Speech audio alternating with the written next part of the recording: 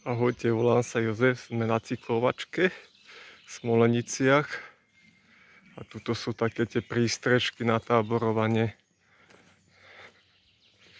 Aj tuto máme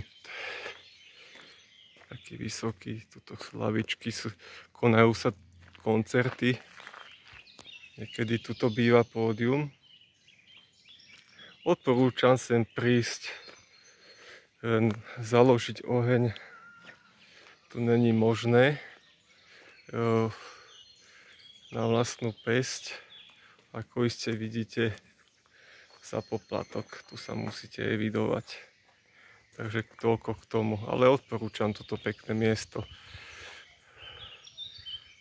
Sú tu moje detské školské časy, kde sme tu mali branné napríklad.